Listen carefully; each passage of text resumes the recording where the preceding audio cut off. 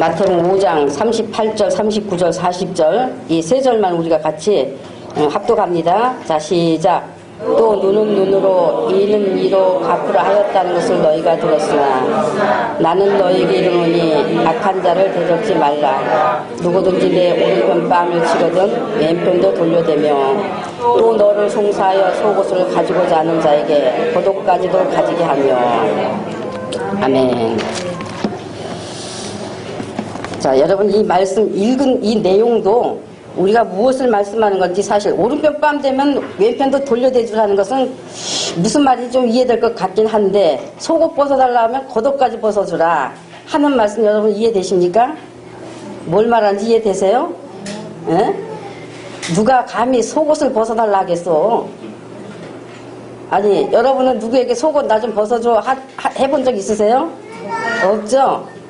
그래서 우리의 생각을 초월해서 하나님의 뜻을 우리가 깨달아야 되기 때문에 우리의 생각을 초월한 말씀들이기 때문에 그래서 하나님의 뜻을 우리가 깨달아서 오늘도 우리가 들은 말씀을 우리 생활에 내 믿음의 신앙에 적용하시는 그런 복이 있으십시다. 아멘. 아멘. 자, 지난주까지 내가 말씀드렸던 그 부분 이어서 바로 들어갑니다. 자, 그런데 아까 이제 저번에도 말씀을 드렸지만은 예수 믿는 사람들이 똑같이 대적하고 있기 때문에 그래서 사단이 대적하고 있기 때문에 똑같이 대적하고 있기 때문에 사단이 권리를 가지고 여전히 그의 주인 노릇하고 있기 때문에 천국을 소유한 영적 사람으로 복을 받을 수도 없을 뿐만 아니라 하나님이 그의 생활에 그에게 개입해 주실 수가 없는 것입니다. 개입하실 수가 없는 거예요. 사단은 하나님의 보좌를 탐내어 자기가 하나님이 되겠다고 하나님의 보좌를 찬탈하려고 하나님을 대적하다가 하나님께 자기의 지위와 처소에서 내어 쫓김을 당했습니다. 피조물이 자기가 하나님이 되겠다고 한 행위는 자기의 신분을 망각한 패역무도한 교만이에요. 패역무도한 교만이요. 하나님의 가장 미워하시는 가증하고 악한 탐욕이기 때문에 그러니까 교만, 탐욕이에요. 그게 탐욕이기 때문에 그러므로 사단은 스스로 하나님의 원수가 되어 하늘에서 쫓겨나게 된 것입니다. 사단은 자기의 그 분을 이기지 못하여 하나님께 안갚음하려고 땅으로 내려와 하나님이 지으신 사람 하와에게 다가와서 거짓으로 유혹하여 하와로 하여금 하나님의 말씀을 대적하는 죄를 짓도록 했습니다. 그 다음 사단은 가인으로 하여금 하나님께 대한 분노심을 유발시켜 동생 아벨을 살인하도록 사주하여 하나님의 말씀을 또 대적하게 했어요. 그러므로 가인이 사단을 자기 안으로 받아들인 것이 되었고 이 인류의 조상 가인이 자기 안으로 사단을 받아들인 것이 되었고 사단은 인간의 육을 거처로 삼게 되었습니다. 인간은 점차 사단의 성품으로 길들여졌습니다. 사단의 교만과 탐욕의 노예가 되어졌고 서로 물고 뜯고 핥히고 원수맺고 살인하고 해끼치고 보복하는 관계 속에서 하나님을 대적하는 일을 열심을 다해 해오고 있는 것입니다. 그래서 인간은 사단의 교만과 탐욕의 노예로 살면서 그것이 인간의 정당한 삶의 권리라고 착각하며 살고 있는 거예요. 착각하며. 그러나 예수님은 지금 예수님을 믿는 자의 권리는 대적하지 않는 것이라고 말씀하시면서 그 권리에 대한 구체적인 것을 계속 말씀해주고 계신 거예요. 그래서 하나님은 인간의 죄가 무엇이냐? 서로 물고 찢으며 해끼치고 보복하는 것들이라고 그 죄의 근원은 다 탐욕과 교만에서 오는 것이라고 그 교만과 탐욕은 사단에게서 비롯된 것이라고 그러므로 예수 그리스도로 말미암아 죄 용서의 은혜를 입은 하나님의 자녀이면 이제 대적지 않아야 한다는 것을 말씀하시는 거예요. 하나님이 우리에게 복이라고 하시는 것, 즉 예수님을 믿는 자의 복은 어디에 있는가? 그것은 바로 예수님이 대적하지 않으신 것으로 우리에게 본을 보이셨던 것처럼 우리도 그와 같이 대적지 않는 데 있다고 하시는 것이다 말이죠. 예수님을 믿지 않았을 때는 얼마든지 그렇게 어떻게 하든지 손해보지 않으려고 어떻게 하든지 억울한 것은 갚아주려고 어떻게 하든지 이겨보려고 이는 이로 눈은 눈으로 하면서 사단의 종로로 타는 것인지도 모르고 행하고 살았지만 그러나 이제 예수님으로 말미암아 구원받은 자면 그에게서 예수님의 특성이 나타나야 된다고 하는 것입니다. 예수님의 특성이 악한 자 사단의 손아귀에서 구하여 내시려고 예수님은 그와 같이 형벌을 받으시면서 피 흘려 주셨는데, 그런데 예수님의 그 은혜를 입은 내게서 예수님의 말씀의 맛이 나지 않는다면 그것은 아직 은혜를 입지 않은 악한 자이지 않겠느냐, 아니면 은혜에 대한 감각을 모르는 자이지 않겠느냐 하시는 거예요. 바로 시험에 들려있는 자다 말이죠. 시험에 들려있는 자. 네가 예수 그리스도의 용서의 은혜를 입고 하나님의 자녀이면 오히려 악한 자가 내 오른편 뺨을 치거든 왼편도 돌려대주고, 속옷 가지려 하면 겉옷도 가져라 해버리고, 억지로 오리 가자면은 심리까지 동행해 주라는 것입니다.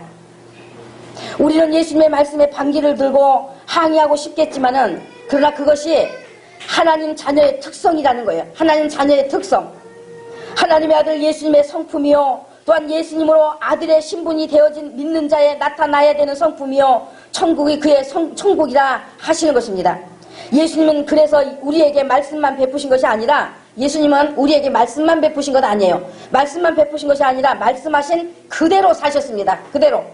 그리스도의 언약을 가진 유대교의 지도자와 간원들이 예수님을 따라다니면서 예수님을 죽이려 했고, 시험하여 돌로 치려고 했고, 예수님을 끝까지 따라다니며 말씀을 책잡는 대적자로 따라다녔습니다. 그러나 예수님은 하나님의 나라 말씀을 가르치시면서 그들의 이와 같은 악에 대항치 않으시고 그 자리를 피해 가셨어요. 똑같이 대적하지 않으셨어요. 뺨을 치시면 그대로 맞으셨고, 수모와 매맞음과 침뱉음과 채찍질에도 대항하지 않으셨습니다. 손과 발에 대못을 박혀 달리신 십자가의 그 엄청난 고통을 당하시면서도 예수께서는 오히려 그들을 위해 하나님께 간구를 올렸습니다. 자기의 죄를 보지 못하는 소경된 자들이 죄 없으신 예수님을 죄인으로 몰아 십자가에다 못 박은 원수임에도 예수님은 오히려 저들이 자기 하는 짓을 알지 못하니 저들을 용서해달라고 운명하시면서 그들을 위해 기도하셨던 것입니다. 예수님은 그와 같이 우리에게 악한 자를 대적지 말라는 말씀만 가르치신 것이 아니라 천국의 속성이 무엇인지, 그것이 곧 예수님이요, 예수님의 성품의 나라이기 때문에 예수님의 사람이면 그 삶이 어떻게 나타나야 되는지 말씀하신 그대로 사셨던 것입니다. 우리 주 예수 그리스도께서 우리를 위하여 십자가에 달려 승리하실 수 있었던 것, 그러므로 영광스러운 완왕의 왕이요 만주의 주가 되시는 그 영화를 가지실 수 있었던 것은 바로 악한 자를 대적하지 않으시고 대항하지 않으셨기 때문인 거예요. 알아들으셨어요? 아멘. 예수님이 만왕의 왕이요 만주의 주로서 그 영화를 가질 수 있었던 것, 바로 악한 자를 대적하지 않으셨기 때문이다 말이죠. 그러므로 우리가 예수님을 믿는다 할 때 우리 주 예수 그리스도를 바로 믿는 자가 되어야 합니다. 우리의 삶의 목적이, 우리 삶의 꿈이, 우리의 환상이, 우리의 예언이 바로 예수님이 되어야 하는 것입니다. 뭐 젊은이에게, 늙은이에게, 또 뭐 늙은이는 환상을 보고 젊은이는 꿈을 꾸고, 뭐 뭐든지 남종관령의 성령을 부어줄 것이다 하니까 뭐 꿈을 꾸고 환상을 본다 하니까 무슨 뭐 어떤 신비한 것이나 보고, 사람들의 뭐 잘될까 못될까 환상이나 보고 하는 것인 줄 착각하고 있지만, 바로 우리 삶의 목적이 바로 예수단 말이에요. 우리 삶의 꿈이 바로 예수가 되어야 된단 말이죠. 우리의 환상이 바로, 우리의 예언이 바로 예수 그리스도가 되어야 한다는 것을 말씀해 주신 뜻이었어요. 믿음의 승리가 오직 여기에 있습니다. 그래서 여러분이 예수님의 말씀 안으로 들어와야 승리할 수 있는 거예요. 예수님의 말씀 안으로 들어온다고 하는 것은 바로 내가 믿는 예수님을 사랑해서 이 같으신 예수님의 모든 말씀을 잘 새겨듣고 삶으로 나타내고 사는 것을 말하는 것입니다. 그래서 요한복음 13장 15절에 예수께서 내가 너희에게 행한 것 같이 너희도 행하게 하려 본을 보였다고 말씀하셨고, 그러므로 나의 멍에를 메고 내게 배우라고, 내게 나와 내게 배우라고 마태복음 11장 29절에 말씀하신 것입니다. 디모데전서 1장 16절에서 사도 바울도 말하기를, 내가 긍휼을 입은 까닭은 예수 그리스도께서 내게 먼저 1절 오래 참으심을 보이사 후에 주를 믿어 영생 얻는 자들에게 본이 되게 하려 하셨다라고 말하였고, 고린도전서 4장 16절에 그러므로 내가 너희에게 권하노니 너희는 나를 본받는 자가 되라 했습니다. 그럼 사도 바울은 누구를 본받는 자 되었을까요? 예수 그리스도를 본받는 자였어요. 예수 그리스도를. 그래서 너희는 나를 본받는 자가 되라 라고 말했어요. 그래서 우리가 예수님을 믿는다 할 때 그 믿음은 바로 우리에게 본을 보이신 예수님을 따라가야 하는 것이 바로 믿음인 것입니다. 우리의 믿음이 승리할 수 있는 비결, 그래서 우리가 참으로 복된 자가 되는 것, 우리가 사단에게 해입지 않는 믿음의 승리자가 되어 천국을 소유하고 영광의 면류관을 쓰게 되는 것, 그것은 우리가 이미 말씀을 나누었던 대로 5장 21절로 26절까지의 말씀하여 가르치신 것, 5장 21절에서 26절까지 말씀하여 가르치신 것 기억하고 계시죠? 무엇을 가르침 받았는지 여러분 5장 21절에서 26절까지의 말씀하여 가르치신 것 무엇을 가르침 받았는지 기억하고 계시죠? 네가 남에게 해 끼쳤으면 가서 사화하여, 네가 남에게 해 끼쳤으면 가서 사화하여 화목의 관계를 이루어 원수 맺지 않는 것이요. 그 다음 27절에서 32절까지 가르쳐 이르신 것, 세상에 대하여 마음에 품은 음욕, 영적인 간음, 육적인 간음에서 깨끗이 돌아서야 하는 것입니다. 하는 것. 그래서 또 즉 영광과 혼과 육, 전인의 것이, 영혼육, 전인의 것이 삼위일체 하나님과 대립되는 것들에서 깨끗이 돌아서고 떠나 나와야 하는 것이요. 33절로 37절에서 이르신 것, 함부로 맹세하지 않아야 하는 것이요. 오늘 38절에서 42절, 나에게 해끼치는 악한 자를 대적하지 않는 것이요. 그래서 이 모든 예수님의 가르침이 내게서 열매로 나타나는 것으로 나타나는 것의 결론이 바로 사랑이다 하는 것을 오늘 44절에 말씀해 주신 거예요. 본문 44절에 말씀해 주신 거예요. 사랑이라고. 사랑이 우리 믿음이 승리하는 비결이라고 산에 올라앉으셔서 이 엄청난 복된 소식을 말씀하여 이르신 것입니다. 사단이 사람을 통해서 비웃고 조롱하고 핍박해도 그것을 마음에 담고 똑같이 네가 그러니까 나도 그런다는 식이 되어서는 믿음의 승리는 없다는 거예요. 승리 없다는 거예요. 천국이 즉 예수님이 그에게 없다는 것입니다. 예수님이 나를 따르는 길은 좁은 문이요 협착하다고 분명히 말씀하셨어요. 그러므로 예수님이 산에 올라가 가르쳐 이르신 모든 말씀이 내게 승리의 열매로 나타나야 되는 그 일을 위해서 내 자신 안에 있는 마귀의 속성과 우리 자신 안에 있는 마귀의 속성과 사람을 통해 햇기치로 들어오는 마귀의 시험들과의 전투를 해야 하는 그것이 우리에게는 바로 그것이 협착한 길이 되는 것입니다. 그러므로 우리가 나는 예수 믿고 구원받았다고 하는 그 이름 하나 가지고 구원 얻을 줄로 생각하시면 큰 착각인 것입니다.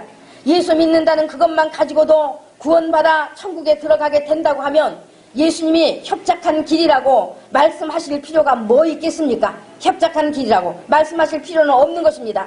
성경의 뜻은 예수님으로 말미암아 구원 얻는다는 것이지 우리가 예수님의 말씀을 따르지 않아도 구원 얻는다고 하는 것을 말씀하시는 것은 절대 아니라는 것 여러분이 명심해야 하는 것입니다. 하나님의 나라에 들어가는 구원의 완성은 반드시 협착한 길을 통과해야 하는 것입니다. 그것이 바로 예수님을 믿는 일인 거예요. 예수 믿는 사람은 내 쪽에서 생각하고 있는 복을 구하는 것이 아니라 예수님이 복이라고 말씀하시는 것을 구하는 삶이 되어야 예수님을 믿는 예수님의 사람인 거예요. 그러므로 여러분 예수님을 믿는 예수님의 사람이십니까? 하나님께 영광을 돌립니다. 내가 예수님만 사랑하고 예수님의 말씀으로 삶의 원칙으로 삼아 그렇게 살기만 한다면 그것은 불행이 아니라 우리는 불행일 것 같지만은 그건 아니에요. 불행이 아니라 아무도 빼앗지 못할 영적인 행복이 있고 참 기쁨이 있어요. 그래서 우리가 하늘의 것이 더 중하고 영원하다는 것을 아는 지혜가 있다면은 세상에서의 잠시 받는 고난이나 고생을 받을 것으로 여겨버릴 수가 있는 것입니다. 그래서 예수님에 대한 우리의 믿음이 분명하다면 정말 여러분이 믿는 분이면 그래서 하나님 아버지의 나라에 소망을 두었다고 한다면 세상 것으로 우리가 좀 풍족하지 않아 고생을 좀 한다 해도 괜찮습니다. 예수 믿는 것 때문에 사람들에게 핍박을 당해도 괴롭힘을 좀 당해도 괜찮다 그 말이에요. 괜찮다. 여러분 누가복음 16장에 부자와 거지 나사로에 대한 이야기를 잘 아시지 않습니까? 예? 부자와 거지 나사로에 대한 이야기 모르시는 분 계세요? 다 잘 아시는 거죠? 예? 우리는 거지 나사로가 말이죠. 부자의 대문간에 누워서 부자의 상에서 떨어지는 음식을 받아먹고 비참한 죽음을 맞았다. 그래서 그 죽음을 맞았으나 그가 죽어서 아브라함의 품에 안겨서 그 위로를 받았다는 것으로만 알고 있어요. 알고 있습니다. 그러나 나사로의 그 같은 모습은 나사로가 그 어떤 것도 세상의 것으로는 전혀 소유된 것이 없는 세상을 바란 자가 아니라 하늘을 소망하는 자였다는 그의 신앙 상태를 보여준 것이요. 또한 부자는 하늘의 것에 소망을 둔 것이 아니라 오직 세상의 것으로만 소유되어진 세상을 바라는 자였다는 그의 신앙 상태를 보여준 것이었던 거예요. 그러나 그들의 영원한 사후 세계에서는 어떤 형편에 처해졌는지 우리가 너무나 잘 알지 않습니까? 어떤 형편에 처해졌었는지. 그래서 우리가 예수님을 믿는다 하면서도 세상을 마음에 품고 세상 영광을 얻기 위한 뜻을 두고 세상을 바라는 자리에 있다면 그 결국은 음비에 들어가는 자가 된다는 것을 부자를 통해서 보아야 하는 거예요. 우리가 이 엄청난 구원의 복음을 받아들였으면 이제 좀 괴롭히는 자, 핍박하는 자 있을 것을 알고 가시자 말이야. 알고 가시자. 우리가 예수 믿기 때문에 사단은 반드시 우리를 핍박할 것이다. 반드시 우리를 괴롭힐 것이다 하는 그것을 알고 그 전제로 알고 가시자 그 말이에요. 협착한 길이라는 것을 알고 가야 하는 것입니다. 누가 괴롭히든 말든 거기에 대적하지 말고 핍박하겠다면 내가 핍박 받을 것이고 괴롭히겠다면 내가 괴롭힘 받을 것이고 그렇게 내가 괴롭힘 받고 가겠다 하고 아주 마음의 결정을 내려버려야 하는 거예요. 세상 것 기마가 버려야 하는 거예요. 세상 것 때문에 사람들과 마음에 미움과 원한을 품고 서로 대적하는 관계가 되어서 신앙의 마른 가지 역할을 할 것이 뭐 있겠습니까? 떨어져 나간 마른 가지 역할을 할 건 뭐 있겠어요? 조금만 건드리면 거기에 같이 맞서니까 그 속에 역사하는 악한 영들이 자꾸 걸고 들어오는 거 자꾸 걸고 들어와. 이제 우리의 싸움은 사람과의 싸움이 아니라 마귀와 그의 영들과의 싸움인 것을 분명히 알아야 합니다. 아멘. 그래서 예수님이 말씀하신 것이 그거예요. 너희가 나를 따르면, 예수님 말씀하신 게 바로 그거다 말이죠. 너희가 나를 따르면 나 때문에 너희를 핍박할 자도 있을 것이고, 예수 때문에, 예수 믿는 것 때문에 괴롭히는 자도 있을 것이니 그런 그들과 이는 이로 눈은 눈으로 한다고 하지 말고 사단이 너희에게 사람을 통해 들어오는 그와 같은 시험이 있으니 너희에게 올 영광을 바라보고 보복하지 말아라, 대적하지 말아라 하신 거예요. 대적하지 말아라. 악한 영들이 너희를 시험하여 핍박할 것이고 억울하게 해끼치러 들어올 것이고 괴롭히러 들어올 것이니 너희가 그런 시험을 당할 때 오히려 오른편 뺨을 치면은 그냥 왼편도 좀 돌려대주는 그런 여유를 가져버려라 라고 말씀하시는 거예요. 그런 여유를, 마음의 여유를. 속옷 달라 하거든 겉옷까지도 벗어져 버릴 수 있는 그런 마음의 여유와 당당함을 가져라 하시는 거예요. 예수님의 이 가르침이 우리에게 얼마나 복된 길인지 행복한 길인지를 아는 성령이 우리에게 주시는 지혜가 있다면 예수님의 이 가르침을 따르는 것이 어려운 것이 아니라 너무나 귀한 신분이 되어지는 참으로 사랑스럽고 너무 고귀하고 너무 고상하고 아름다운 것임을 가슴이 떨리도록 사랑하고 따르고 싶은 말씀인 것을 아는 것입니다. 그래서 말씀대로 살아보면 내 영의 기쁨이 차고 넘쳐서 내가 행복한 거예요. 내 영의 기쁨이 차고 넘쳐서 내가 행복한 거예요. 경험하는 사람입니다. 그래서 당당히 여러분에게 분명하게 말씀을 드리는 거예요. 망하는 것이 아니요 억울할 일도 아닌 거예요. 승리의 기쁨이 우리 주의 성령으로부터 주어지니 행복하다 그 말입니다. 그래서 예수께서 말씀하신 복이 있나니에 팔복이 내게 완전한 복이 되는 것임을 알게 되는 경험이 계속 일어나는 거예요. 40절에서 너를 송사하여 속옷을 가지고자 하는 자에게 겉옷까지도 가지게 하며 하셨습니다. 너를 송사한다는 것은요, 이제 악한 영들이 믿지 않는 이웃들을 통해서, 즉 부모나 형제나 남편이나 아내나 자녀나 또는 직장을 통해서나 여러 모양으로 우리 믿음을 시험하고 실패하게 하기 위해서 시비를 걸어와 시험한다는 거예요. 시비를 걸어와 시험한다는 말입니다. 이사야 59장 17절에 하나님께서, 잘 들으세요. 하나님께서 보수로 속옷을 삼으시며, 하나님이 그러니까 보수로 자기의 속옷을 삼는데요. 보수로 속옷을 삼으시며 열심을 입어 겉옷을 삼으시며 하셨어요. 보수로 속옷을 삼으시며 하신 그 보수라는 것은 원수 갚아주시는 하나님이다 말이죠. 원수 갚아주시는 하나님, 즉 인간을 죄에서 구원하시는 데 있어서 인간을 죄로 빠뜨린 하나님의 원수인, 또 인간의 원수인 사단과 그의 영들을 심판하시는 하나님의 공의의 방법이 하나님께 있다는 것을 의미하신 거예요. 보수의 속옷을 삼으시며 하신 그것이 바로 하나님께 있다는 것을 의미하는 것이죠. 그리고 여러분, 속옷은 뭡니까? 속옷은 겉에 옷을 입으면 속옷이 보입니까? 안 보이는 거죠? 예? 그와 같이 하나님이 보수하실 것인데 그 보수하실 하나님의 공의의 방법은 남이 입은 속옷은 아무나 볼 수 없는 것처럼, 내가 여러분 이제 지금 속옷 입은 거 못 봐. 볼 수 없어. 여러분도 내가 뭔 속옷을 입었는지 몰라. 그죠? 볼 수 없어요. 볼 수 없는 것처럼 어떤 속옷을 입었는지 알 수 없는 것처럼 사단도 그와 같이 하나님이 비밀처럼 감추신 심판하실 하나님의 공의의 방법은 전혀 보여지지 않아 모른다는 말입니다. 모른다는. 구약엔 모른단 말이죠. 구약에. 신약도 물론 예수님이 오셨을 때까지도 몰랐어요. 모른다는 말입니다. 그래서 하나님이 보수의 속옷을 삼으신 것은 하나님이 자기의 사랑하는 자들에게만 보이시는 것임을 의미하는 은유적인 표현인 거예요. 그러니까 구약도 다 보여져야, 하나님의 사람들은 구약도 다 이제 비밀로 감춰진 것을 봐야 돼요? 안 봐야 돼요? 봐야 되는 거예요. 하나님의 사랑하신 자에게는 열어주게 돼 있어요. 가르쳐주게 돼 있어요. 보여주게 돼 있어요. 성령께서. 그렇기 때문에 구약의 뜻을 볼 수 있어야 하는 것입니다. 볼 수 있어야. 사단은 감춰진 것이지만 그러나 하나님의 사랑하시는 자들에게는 보여지고 열어지는 것이다 그 말이에요.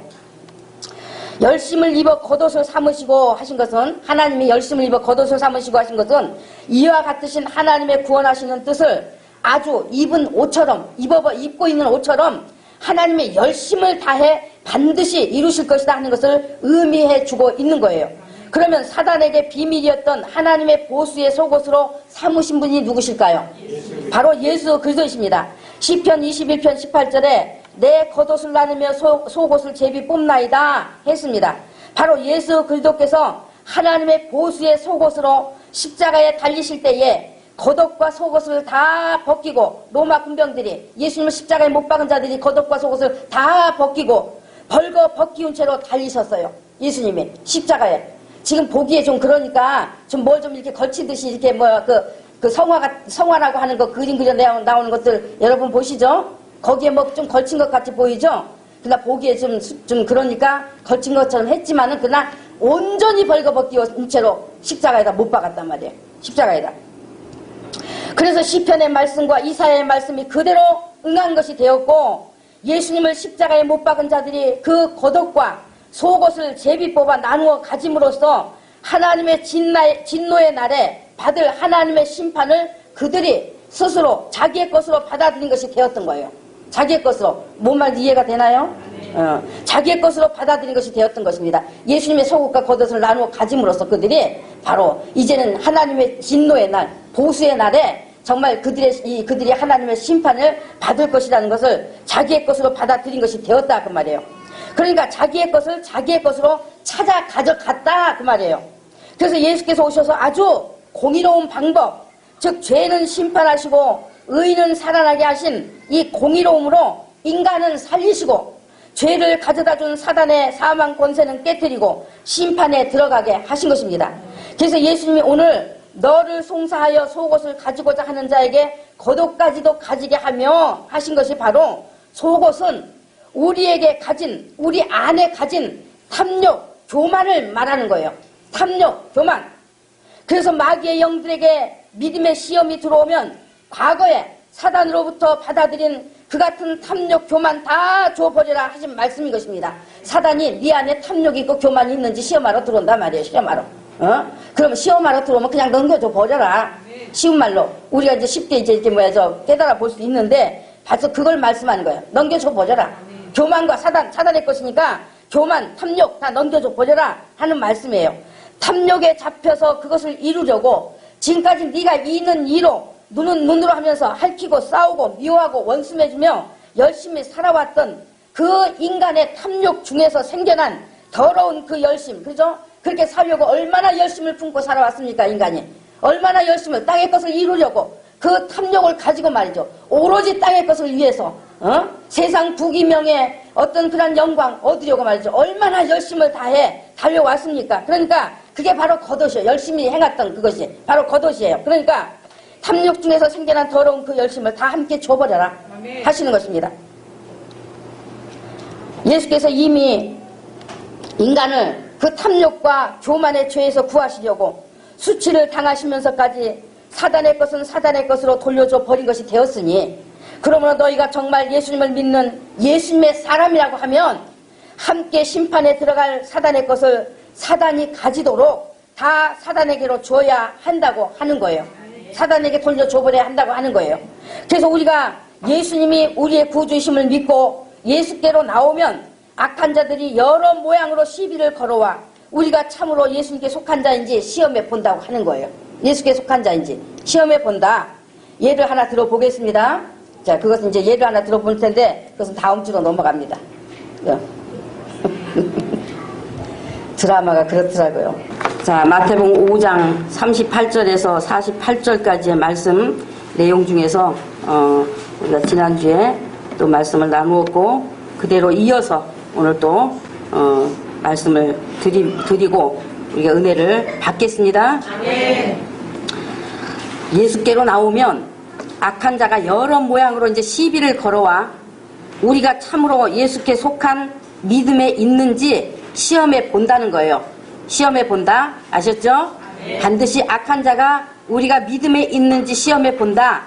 라는 말씀이에요. 그래서 예수님이 대적지 말라 하시고 그 뒤 계속 이어서 말씀해 주신 모든 내용이 다 악한 자 사단이 사람을 통하여 핍박이 들어올 것이요. 사람을 통해서 핍박하러 들어올 것이요.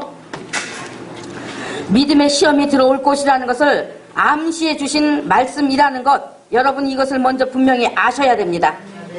그러므로 우리가 예수님을 믿는다 할 때 예수님의 이같이 당부하신 여기에 이 말씀들을 깨달아 알고 행하는 일이 되지 않으면 그 믿음은 잘못된 쪽으로 흘러가 버릴 수밖에 없는 것입니다. 그러므로 핍박과 시험이 가장 먼저 와서 닿는 쪽이 대부분 이제 가족이 되겠죠. 가족. 그래서 예수님이 가족 간에 불화가 일어난다 하셨지 않습니까? 가족 중에서 내가 유일하게 예수님을 믿으니 가족의 핍박이 심한 겁니다. 넌 내 자식 아니다. 집안 망하는 꼴 보려고 그러느냐? 예수 믿는 것 포기하지 않으려면 부모 형제와 인연을 끊자 등등으로 죽일 듯이 호통치며 심지어 옷 사서 내던지고 이런 불화가 일어나게 되는 겁니다. 그러니까 이런 일이 일어나면 그 일에 대적하지 말라 하시는 거예요. 대적하지 말아라 하시는 거예요. 가족을 통해 역사하는 마귀는 대적하되 사람은 대적하지 말라는 것입니다. 뺨을 치면 격에 대항하지 말고 치면 치는 대로 맞을 것으로 아주 각오하라는 말씀이에요. 혈과 육으로 대항치 말라 하시는 거예요. 그들에게 굴복하지 않겠다고 입씨름하여 논쟁을 벌이고 힘이나 혈기로 대항해서는 안 된다는 것입니다.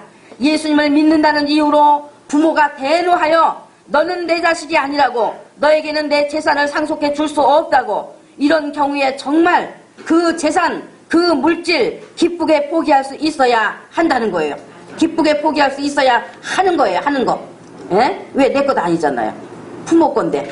뭐 다른 자식들 다 물려주고 왜 나는 안 줍니까? 우리 예수께 돌아오면 이제 그럴 권리가 없어. 사단의 것을 가질 권리가 없어. 부모지만은 악한 자 안에 처하여 있으면 다 사단에게 소속되어 있는 것이기 때문에 계속 우리가 그것을 가지고 논쟁할 이유가 없어요. 그냥 포기해 버려야 하는 거예요. 그래서 물질보다 더 중요한 것이 세상 재물을 상속받는 것보다 예수 그리스도로 말미암아 제사함 받고 구원받아 하늘을 상속받는 것이 더 귀하고 중요하다는 것을 당당히 보여줘야 하는 겁니다.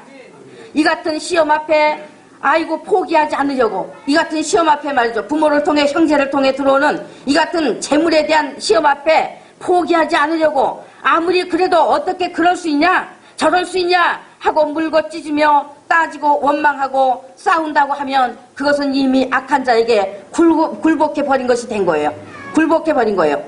악한 자가 자기 속옷을 가져가겠다고 하는 것인데 그래서 겉옷까지도 주어 버려야 하는데 그런데 오히려 속옷이 내 것이라고 붙잡으니 겉옷도 붙잡는 것이 되어서 악한 자에게 굴복당한 것이 된 것입니다.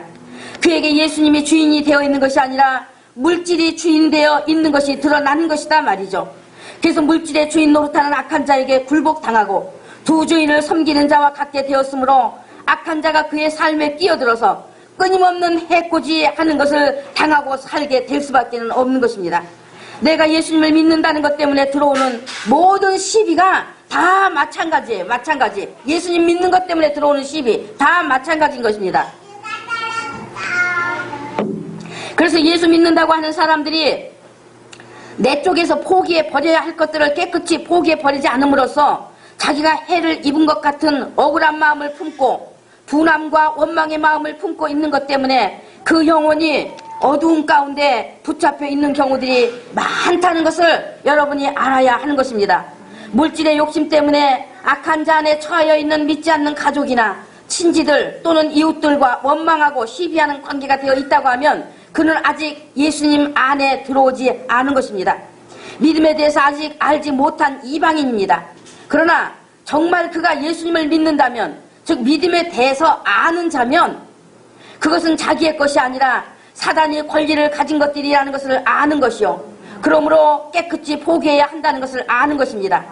물질로는 받을 수 없는 그보다 더 큰 천국을 상속받았다는 그 기쁨 때문에 악한 자 안에 처한 사람들을 통해 들어오는 물질의 시험과 핍박 앞에서 그 물질들을 깨끗이 포기한다면 하나님은 반드시 그의 편이 되어서 하나님의 것으로 되돌려 갚아주시게 되어 있다고, 100배로 갚아주시게 되어 있다고 말씀하고 계신 거예요. 사단이 권리를 가진 재물을 이젠 예수께로 돌아왔기 때문에 기꺼이 포기해 버릴 수 있는 예수 믿는 믿음의 참뜻을 그들에게 보여준다면 바로 그것이 이후에 하나님께로 그들이 돌아올 수 있는 길을 열어놓는 것이 되는 것입니다. 예를 들면 부모님이 예수 믿는다고 온갖 험한 말 하면서 넌 내 자식 아니니 네게 줄 재산 너 줄 수 없다 한다면, 물론 그런 유산을 아까도 말씀드렸지만 기대하지 않아야 되겠지만, 이제 예수 믿으러 우리가 예수 안에 들어왔으면 이제 그런 것을 기대하지 않아야 된단 말이에요. 아셨어요? 네. 그런 능력을 여러분들 속에 정말 있으시기를 간절히 바랍니다. 부모가 그렇게 나온다면, 형제가 그렇게 나온다면 깨끗이 포기할 수 있어야 된단 말이에요. 기꺼이. 부모님이 그렇게 너 재산 줄 수 없다 한다면 부모님이 그렇게 나올 때 그렇게 하시는 것이 부모님 마음에 화를 털어드리는 것이 된다면 그렇게 하십시오. 제가 정말 부모님을 거역하려고 그러는 것 아닙니다. 부모님도 구원 받아야 됩니다. 예수님을 구주로 믿어야 합니다. 그래서 저는 죽는다 해도 예수님을 떠날 수 없기 때문에 예수님을 포기하라는 부모님 말씀은 따를 수가 없다는, 믿음을 굴복할 수 없는 뜻을 그들이 구원 얻기 원하는 소원을 품고 그 영혼들을 사랑하는 마음을 품고 분명하고 진실된 마음으로 말하여 행하라 하시는 뜻인 거예요. 믿음의 승리는 그런 자에게 있다고 말씀하시는 거예요. 형제들이 핍박하여 부모님 저 미친 누구누구에게는 재산 한 푼도 주지 마십시오 한다면, 그렇게 하는 것이 형제들의 분노가 풀리실 일이면 그렇게 하십시오. 그러나 저는 예수님을 택하겠습니다 할 수 있는 믿음, 예수님이 좀 그렇게 당당하고 여유 있는 믿음을 좀 나타내라고 당부하시는 말씀이신 것이다 말이죠. 그래도 믿는다는 것 때문에 내어 쫓김을 당하였다면, 가족에게서 내어 쫓김을 당하였다면 하나님께 그 사정을 아뢰면 하나님께서는 이미 다 아시고 그 모든 걸 다 예비하여 놓고 계신 거예요. 전 이런 간증 많이 들었어요. 부모로부터 정말로 핍박받고 막 견디지 못하여 너 집 나가라고 했을 때 집 나가 막막해, 어디 갈 길이 없어, 하나님 나 어떻게 해요, 아버지 나 어디로 가요, 그랬더니 사람을 예비해 놓더라는 거야. 사람을 아주 뭐 호텔 같은 집에서 잠재우고, 그리고 모든 일들을 일사천리로 잘 풀어지게 해서 하나님이 주시는 재물로 거부가 됐다는 그런 간증도 제가 들어보았습니다.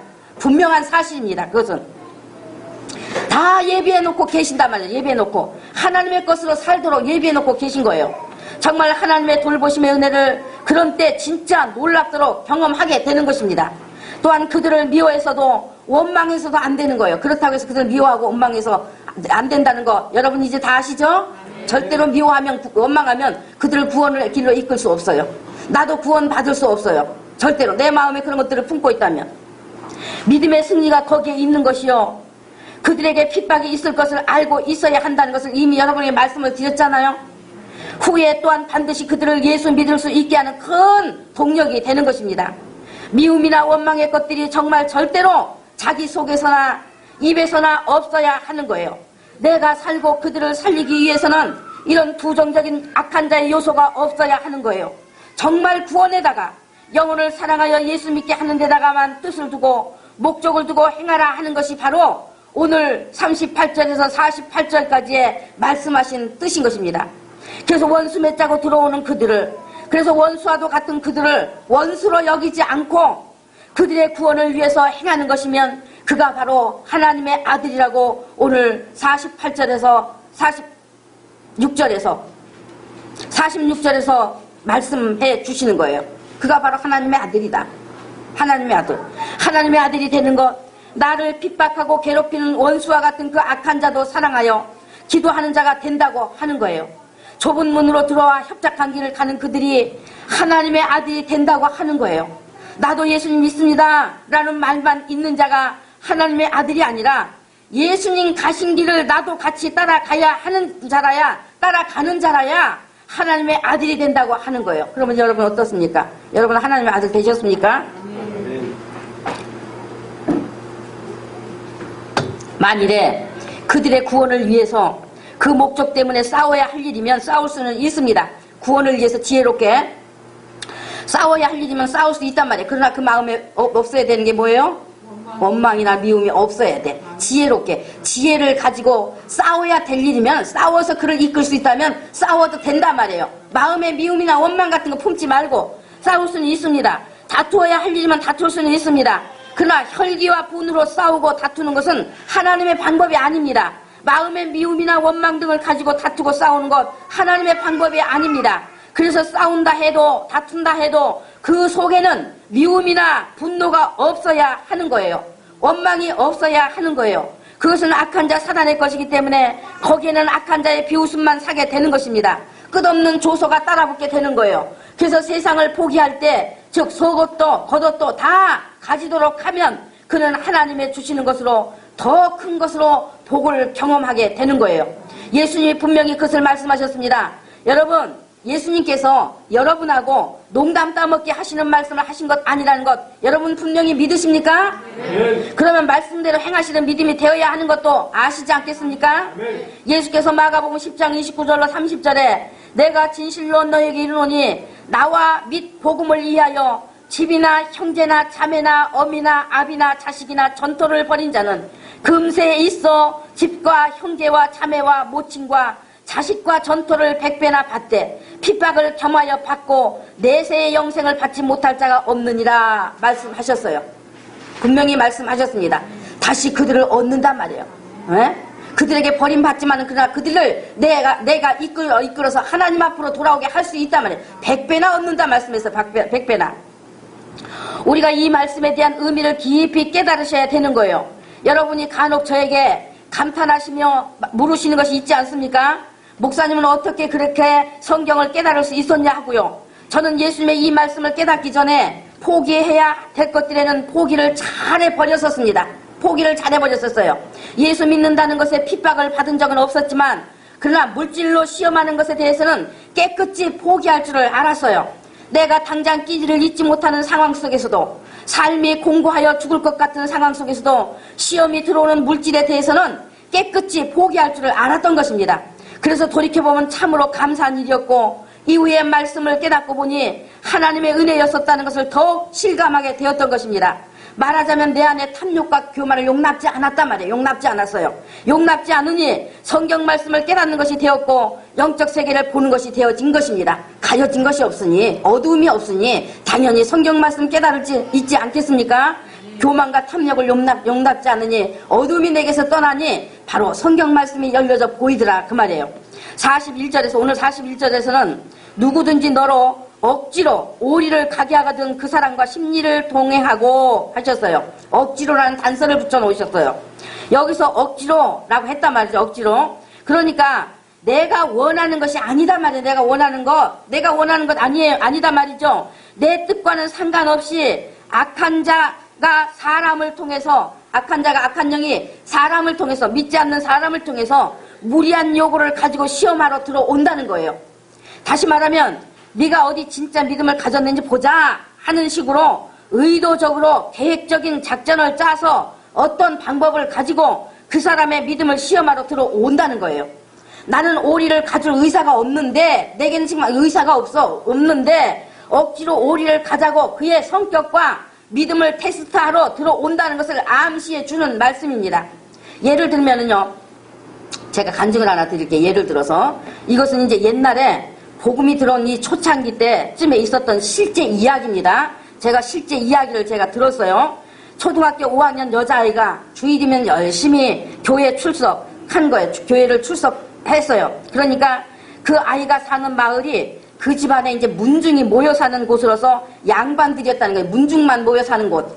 그런 마을이 옛날에 있었잖아요. 그죠? 많이 있었잖아요. 그래서 양반들이었다는 거예요. 그런데 그 여자의 아버지가 예수는 서양 귀신이라고 하며 집안 망한다고, 그리고 문중에서 알면 큰일 나니까 큰일 난다고 교회를 못 가게 대문을 잠그기도 하고 야단을 심히 호되게 치기도 하고 매를 때려서 피멍이 들기도 했지만은, 그러나 교회에 가는 것을 막을 수가 없었다는 거예요. 이 여자아이가 교회 가는 것을 막을 수가 없었다는 거예요. 오히려 그 아이의 마음을 더 강하게 하는 것이 되었다는 것이죠. 그래서 아버지가 한 꾀를 생각해낸 겁니다. 이번에는 절대로 못 가겠지 하고 한 꾀를 생각해냈어요. 아버지가 토요일날 저녁에 밥 먹으면서 딸에게 지시하기를, 이 집이 농사를 많이 짓는 분홍집이에요. 분홍집. 그러니까 너 내일 고추밭에 가서 고추나무를 다 뽑아 놓도록 해라 하고 엄한 지시를 내렸습니다. 고추 수확을 다 끝낸 그 많은 고추대를 어린 딸에게 그걸 뽑으라고 한 것입니다. 그러니까 내일로 절대로 교회 갈 수 없다는 암시죠. 그죠? 암시인 거잖아요. 어린 딸은 아버지 말씀은 곧 집안의 법이었기 때문에 거역할 수가 없었습니다. 그러니까 바로 이런 경우가 예수님이 말씀하시는 억지로 오리 가자고 하는 뜻인 거예요.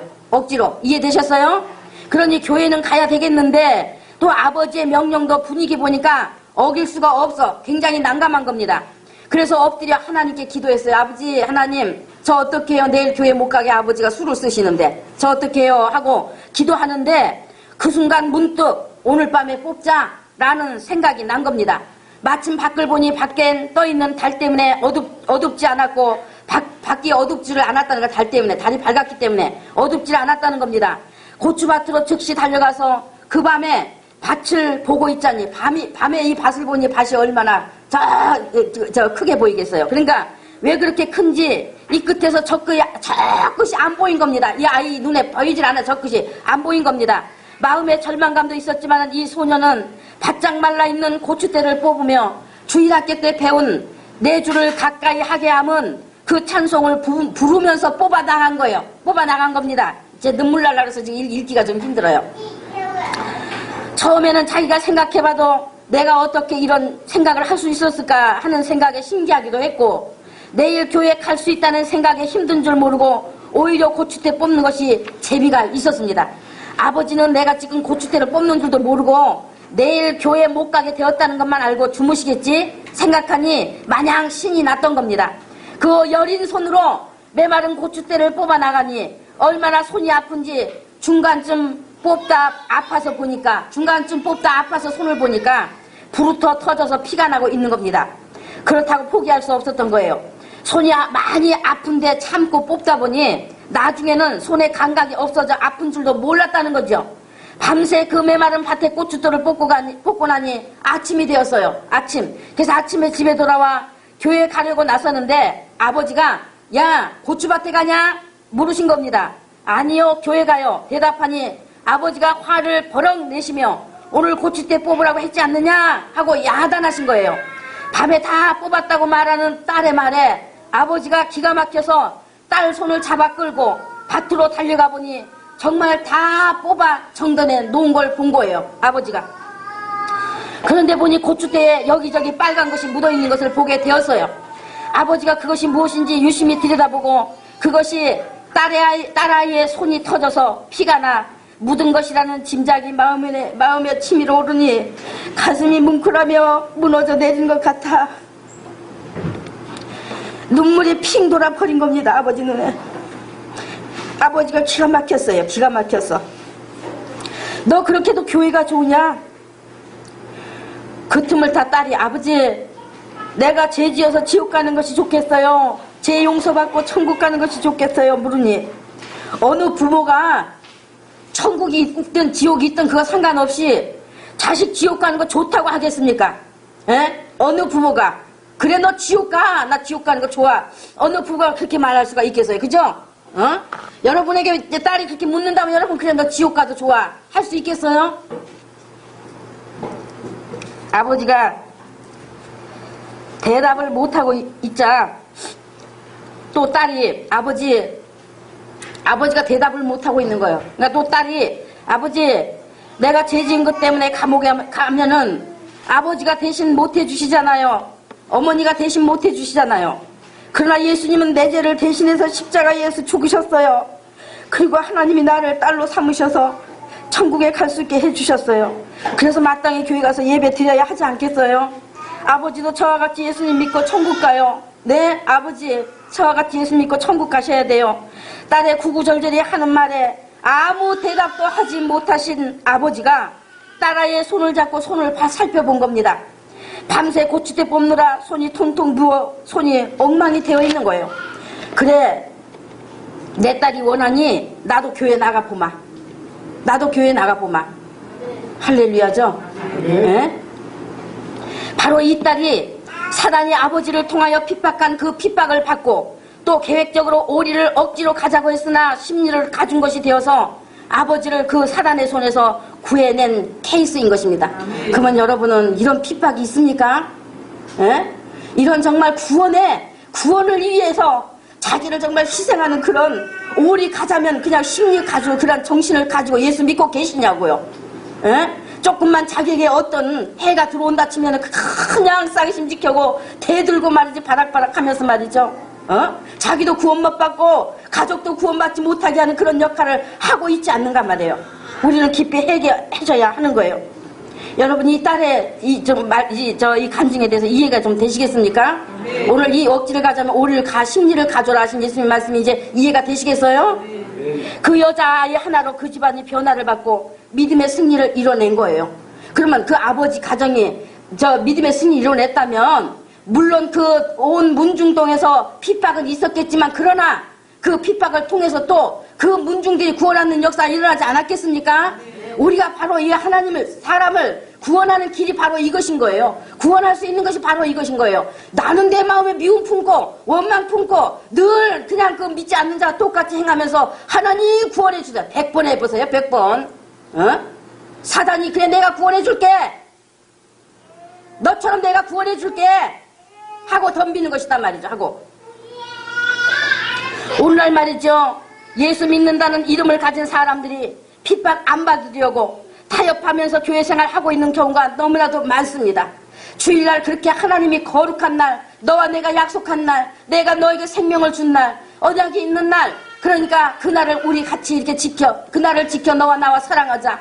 내가 너에게 복 주고 너는 내 복을 받아. 정말로 네 일생 동안 그렇게 행복하게 살기를 원한다고 그렇게 언약하신 이 날 거룩하게 여기지 않는 거 다 정말 이게 자기 핍박 안 받으려고 타협하면서 지키는 것이지 뭐겠습니까? 이런 것들이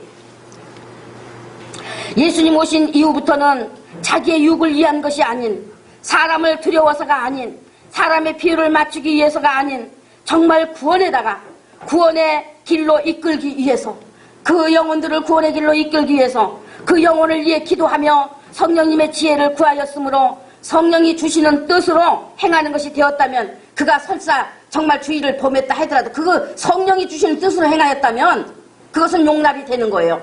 그것은 왜? 그는 여기 안 있어도 거기 어디 가서도 지금 자기가 예배하고 있거든. 자기가 정말 영으로 성령님과 함께 예배하는 자이거든. 그래서 제가 이런 원리를 여러분에게 말씀을 못 드려. 왜? 우리 목사님이 그랬는데 주일 예배 그냥 안 드려도 된대. 그런 식으로 네 받아들여가 볼까 봐서 차마 말씀을 못 드리니까 차마 말씀을 못 드려. 이 정말 그 받아들이는 지혜가 없기 때문에. 그래서 성령이 너에게 주시는 뜻으로 됐다면 주일 예배 여기서 안 드린다 해도 그는 어느 곳에 있든지 성전이기 때문에 그가 영으로 하나님께 예배 드리는 그런 자가 되지 않겠어요? 아멘. 그래서 성령이 주시는 뜻을 행하는 것이 되었다면 그는 하나님의 아들로 복을 받은 자에 있게 되는 것입니다. 아멘. 그러나 하나님께서 우리의 행하는 모든 일들이 구원을 위한 뜻에다 둔 것이 아니라고 하면 예수님의 가지에 있지 않다는 것을 가르쳐 이르신 것을 우리가 기억해야 할 것입니다. 아멘. 오늘 42절 또 이웃에 대하여 이기심과 욕심을 가졌는지 오늘 42절 그랬죠? 네게 구하는 자에게 주며 네게 꾸고자 하는 자에게 거절하지 말라 했어요. 그러니까 이것은 이웃에 대하여서 이제 이기심과 욕심을 가졌는지 시험해 본다는 것입니다. 이웃에 가난한 이웃에 정말로 이 어려운 이웃에 문제 만난 이웃에 대하여 이기심과 욕심을 가진 시험해 본다는 거예요. 예를 들어보면요. 그 남편이 옆집에 사는데 남편이 술주정뱅이야. 가정을 안 돌봐. 그러니까 생활이 엉망이에요. 엉망. 그가 평상시에 미워 그 사람이 만날 좀 심한 말 할까요? 술 처먹고 가정도 돌보지 않는 저 집구석 정말 아주 참 정말 내 자식들 본목과 겁난다. 근데 그 아내가 먹을 것이 없다고 저 먹을 것 좀 내게 좀 빌려주십시오 하고 왔어. 없어요. 그 아내가 왔을 때 거절하지 말라는 거예요. 없어요. 당신 남편 그렇게 돌아다니면서 맨날 술나 먹는지 그러면 당연히 그렇게 살 것밖에 더 있겠어요? 이런 거는 지옥을 불러들이는 요소라고 말씀하고 있어요. 그 아내가 그러고 싶어 그럽니까? 그 아내가 그 남편과 살고 싶어 살겠어요? 그러니까 내게 있는 대로 내가 힘껏 줄 수 있으면 구하는 자에게 주라 라고 말씀해요. 그것이 바로 그들을 이끌 수 있는 길이라고 말씀해 주고 있는 거예요. 말씀해 주고 있는 거. 또 정말로 이 부모가 말이죠. 예를 들어서 부모가 그냥 갑자기 어떡하다 돌아갔어. 근데 그 부모도 성실치 못해.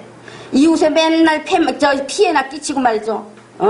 술 먹고 말이지 고성방가나 저지르면서 남 잠자는데 피해주고 정말 그렇게 했던 그 부모가 어떻게 하다 보니 갑자기 돌아갔어. 근데 이 자식들이 어린아이들이 말이죠. 장례 치를 어떤 힘이 없는 거야. 그 와서 우리 부모님 장례 좀 치러주세요. 몰라. 저 딴 데 가서 알아봐. 그 사람 지옥 가. 암만 자기가 예수 믿는다 해도요. 예수 없어요 그거. 그거 지옥 가는 거예요. 에? 그런 걸 거절하지 말아라 라고 말씀하는 거. 힘을 도와서 이웃과 함께 힘을 도와서 그 아이의 요구를 들어주면 그 아이가 반드시 주께로 돌아오는 길이 된다고 하시는 것을 우리에게 교훈해 주고 있는 겁니다. 아시겠어요? 그래서 내게 꾸고자 하는 자에 거절하지 말라. 제가 돈이 뭘 해야 되는데 없으니 저 좀 이것 좀 도와주십시오 하고 와서 꾸고자 할 때에 거절하지 않는 그러한 믿음이 되어야 된다고 오늘 말씀해 주고 있는 거예요. 그래서 정말 이와 같은 자에게 승리가 있다고 말씀해 주는 것입니다. 하늘의 영광이 기다리고 있다가 하는 거예요. 내가 정말 그렇게 베풀 때에 그 사람은 구원의 길로 이끌 수 있기 때문에 하늘에서는 정말 우리에게 큰 상이 있다고 말씀해 주고 있는 거예요. 그래서 우리가 로마서 12장 17절과 19절에서 예수께서 이렇게 말씀했습니다. 아무에게도 악으로 악을 갚지 마라. 저 사람이 나에게 피해줬다고 해서 악으로 갚지 마라 말이야. 악으로 갚지 말고 모든 사람 앞에서 선한 일을 도모하라. 너희로서는 모든 사람으로 더불어 평화하라. 내 사랑하는 자들아 너희가 친히 원수를 갚지 말고 진노하심에 맡기라.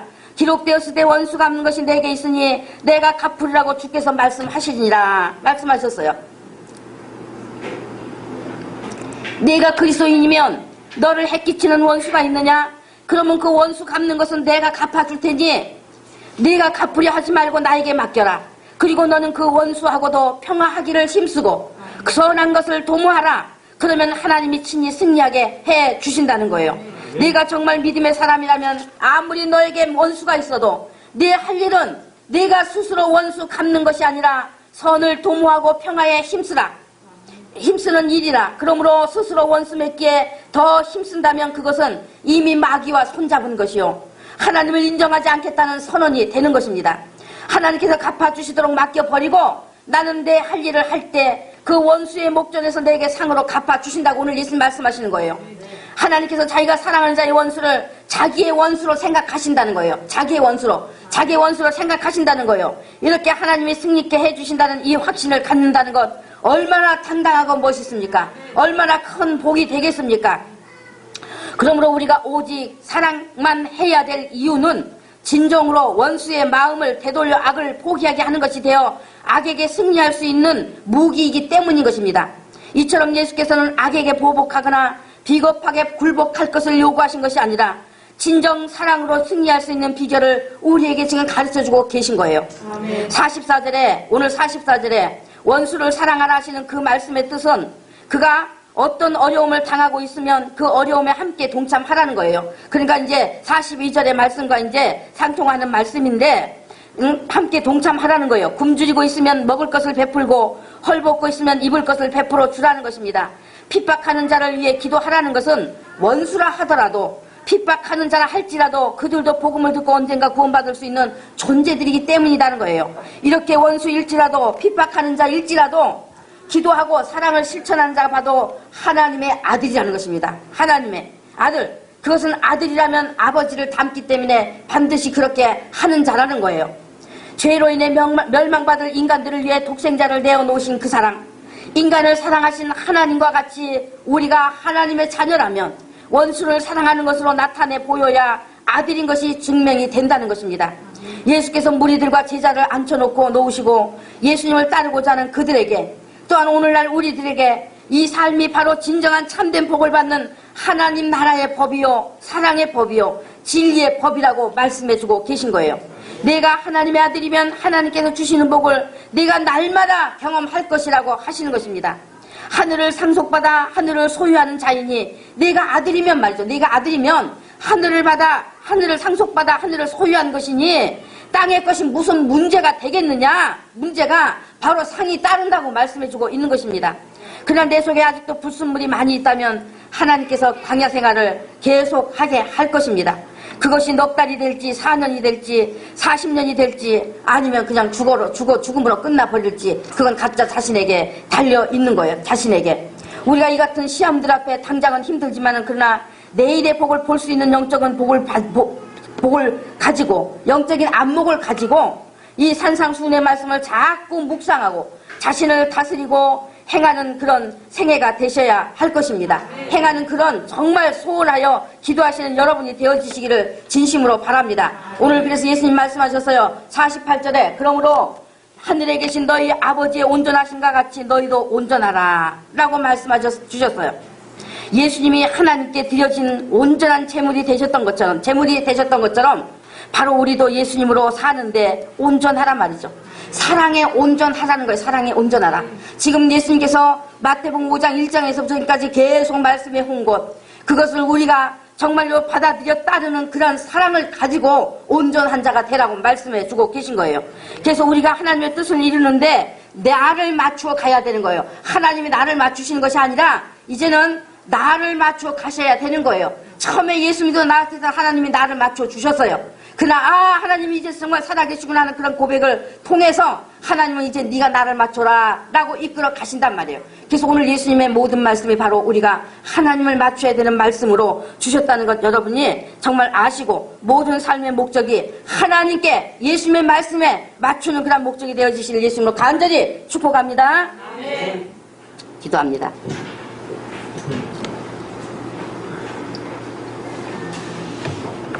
하나님 아버지 감사합니다.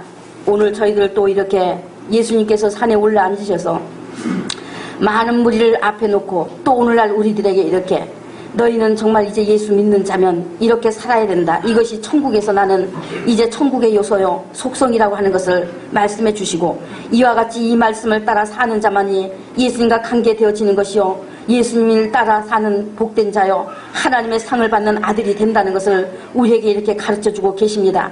아버지, 우리는 이 말씀들이 우리 눈으로 볼 때는 문자로 볼 때는 어려운 것 같아서 아버지 피하고 싶었지만은 그러나 오늘 예수님의 이 말씀을 깊이를 듣고 깨닫고 보니 너무나도 우리가 계산적이었습니다.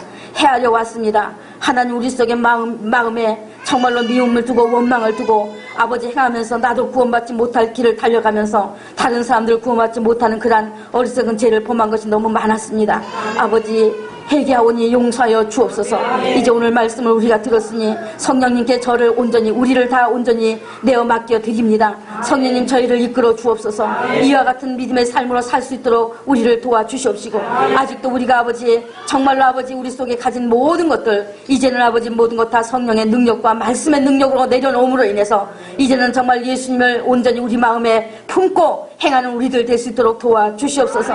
하나님 아버지 우리가 이 땅의 목적을 위해서 예수 믿는 것 아니라는 것 분명히 우리 예수님의 교회 성도들 다 깨달아 알 수 있게 하여 주시옵시고 정말로 하나님께 돌아와 이제 예수 그대로 말미암아 사는 믿음만 된다면 그 행함만 된다면 하나님 안에는 얼마든지 하늘의 복이 있고 땅의 복이 있음을 알게 하여 주시옵소서. 믿게 하여 주시옵소서. 아버지 말씀을 진정 사랑하여 따르는 우리 성도들 되게 하여 주시옵소서. 오늘 말씀 받은 이것이 영혼 속에서 성령이 요동치며 정말로 아버지 하나님의 기름 부으심으로 더욱더 아버지를 깨달아 알게 도와주시옵시고 행하는 능력이 될 수 있도록 복을 내려 주시옵소서. 그래서 내가 구원받았고 저들도 구원받을 수 있는 길로 이끌 수 있는 능력이 될 수 있도록 아버지 도와주시옵소서. 나 때문에 다른 사람이 정말 누가 구원받은 자가 있는지요? 나 때문에 다른 사람에게 예수 보여준 자가 있는지요? 정말 우리가 아버지 뒤돌아보게 하여 주옵소서. 우리 자신을 뒤돌아볼 수 있는 기회가 될 수 있도록 도와주옵소서. 간절히 원하며 우리를 재속권하신 우리 주 예수 그리스도님 받들어 축복하며 기도드렸습니다. 아멘. 자, 우리 찬송가 401장입니다.